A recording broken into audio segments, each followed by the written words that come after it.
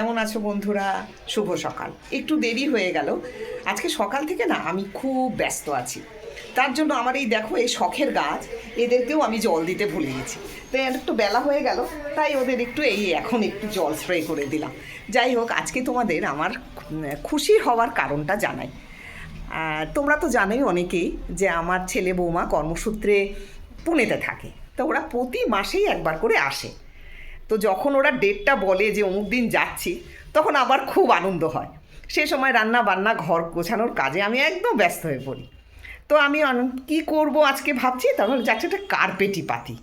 তো সাধারণত আমি কার্পেট পাতি না, কেননা মোছার সময় বা ঝাড় দেওয়ার সময় বারবার তুলতে হয়, ওই জন্য আর তলাতেও নোংরা হয়ে যায়, সাধারণত পাতি না। কিন্তু আজকে ভাবলাম যেটা একটু পাতি, ওরা আসবে আর শীতকাল একটু থাকলে পায়ের তলায় ঠান্ডাও লাগবে না। তো যাই হোক, তোমরা দেখো এই কার্পেটটা আমি পেতেছি, কেমন লাগলো তোমরা একটু দেখো। তোমরা দেখো এই কার্পেটটা আজকে আমি পাতলাম, কেমন হয়েছে তোমরা কিন্তু অবশ্যই জানিও।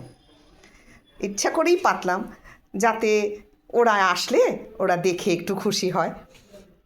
তাছাড়া ঠান্ডাও পড়েছে, ঠান্ডার মধ্যে পায়ের তলায় একটা কার্পেট থাকলে একটু আরামই হবে। যাই হোক, এবার দেখো তোমরা কেমন হয়েছে। তোমরা কিন্তু অবশ্যই কমেন্ট করে জানিও যে কেমন লাগলো তোমাদের, তাতে আমারও খুব ভালো লাগবে।